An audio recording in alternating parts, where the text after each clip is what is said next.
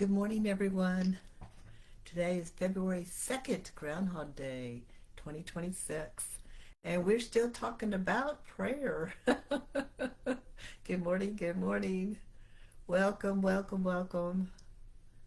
Thank you, Jesus, for revelation and truth that keeps conforming us into the image of Jesus and His likeness, His image that we were created originally in Adam and Eve. But He's continually conforming us. If we just humble ourselves before Him and repent quickly when there's something He wants to realign in us so it's in alignment with Him, just humble yourself. Just say, yes, Lord, yes, Lord, yes, Lord. There was an old song we used to sing. Oh my gosh, that takes me back. Like in the night. Yes, Lord, yes, Lord, yes, yes, Lord. And we'd put our hands up and go, yes, Lord, yes, Lord, yes, yes, Lord. And we'd sing that over and over. And it was just an alignment and agreement with the Father's will in your life. And it does transform you. And He will carve out things in your soul that needs to be realigned with His ways and His heart and His mind and in His character and His nature and I study the Word of God every day. I'm in the Word of God every day. I have to. It's my bread. It's my food. It's my drink. It's my very life. The living Word of God. And Pastor Jacob Sheriff and Pastor Dwayne Sheriff have been doing a fantastic job on how to read the Bible in a very practical sense and application.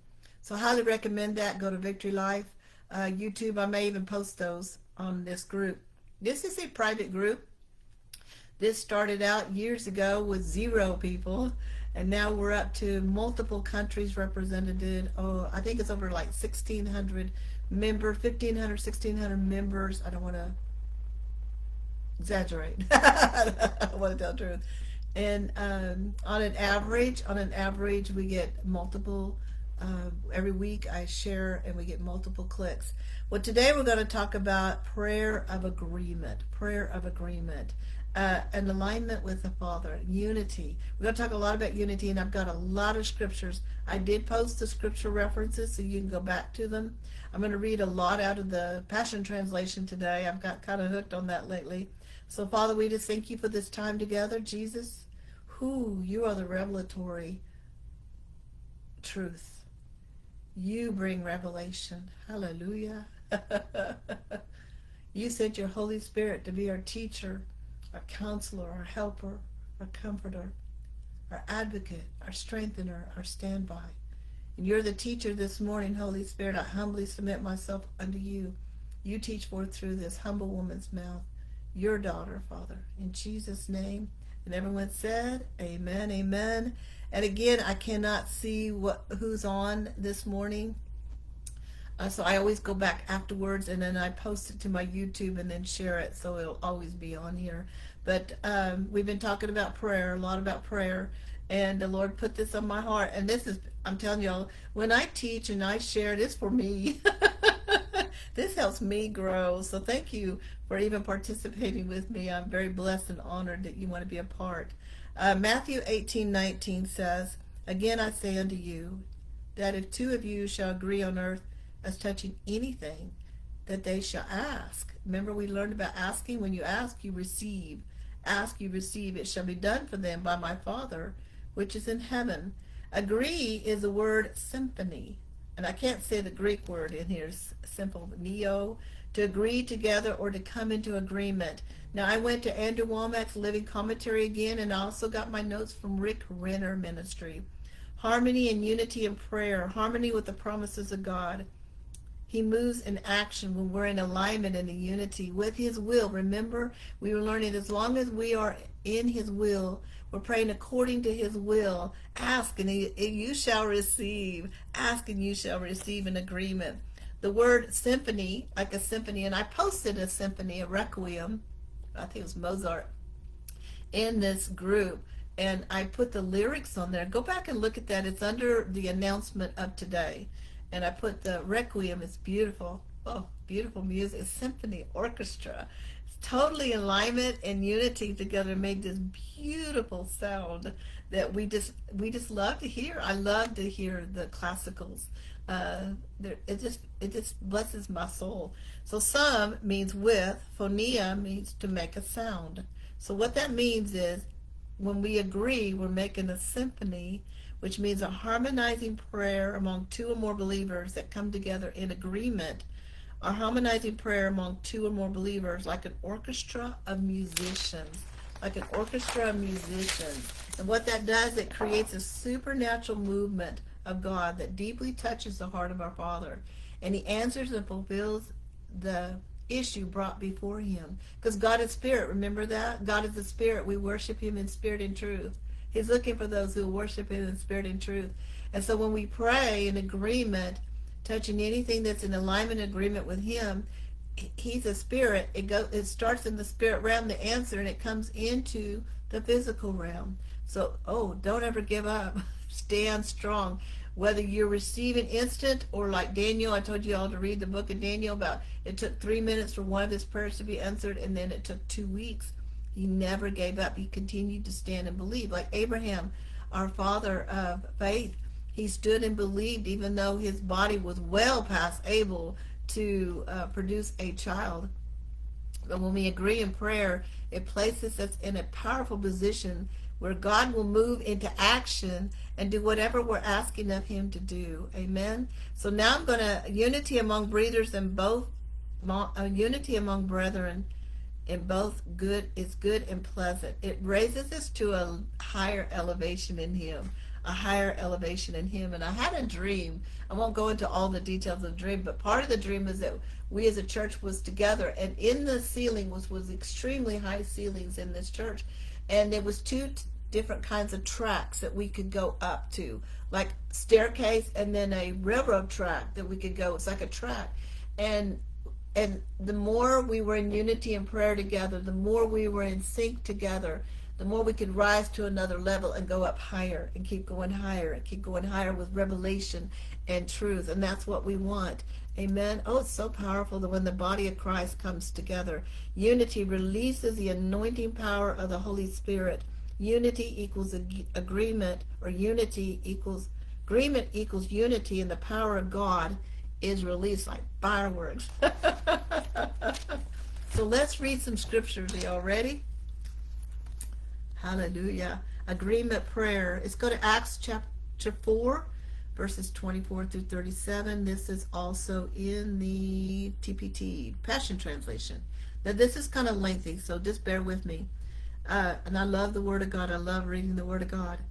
When the believers heard their report, they raised their voices in unity and prayed, Lord Yahweh, you are the Lord of all. You created the universe, the earth, the sky, the sea, and everything that is in them. And you spoke by the Holy Spirit through your servant David, our forefather, saying, how dare the nations plan a rebellion, ranting and raging against the Lord Most High?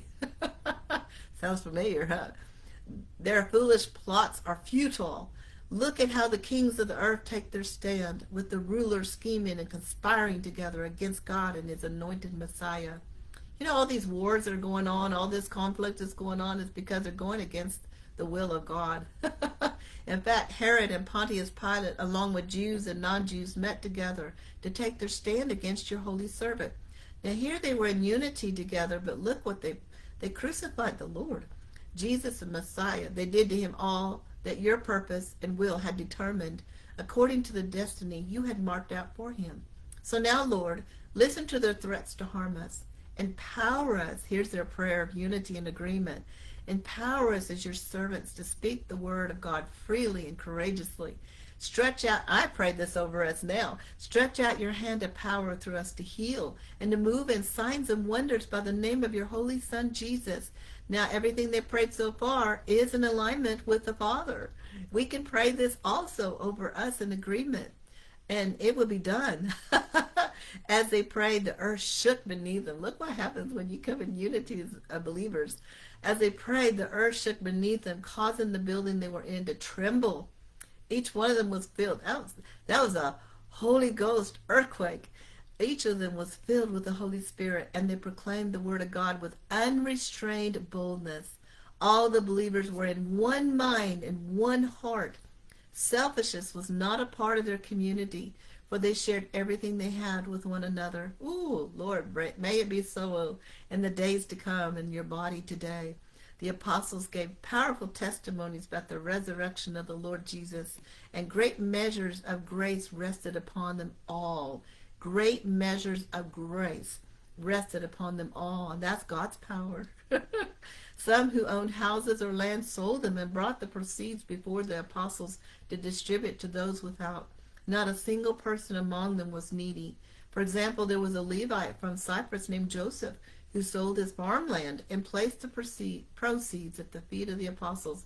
They nicknamed him Barnabas, or the encourager, and Barnabas ended up following with Paul. Remember that? Psalms 133, 1 through 3, TPT. How truly wonderful and delightful it is to see brothers and sisters living together in sweet unity.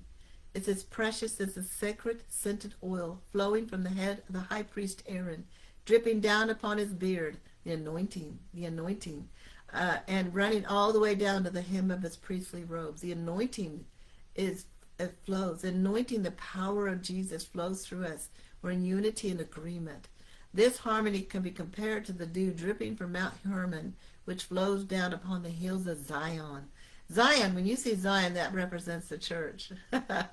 Indeed, that is where Yahweh has decreed his blessings will be found, the promise of life forevermore. Now let's declare a promise over us. Amen. When you read the word of God, pray it. Pray it and declare it, because these are promises. Amen. Ephesians 3:20, the Passion Translation again.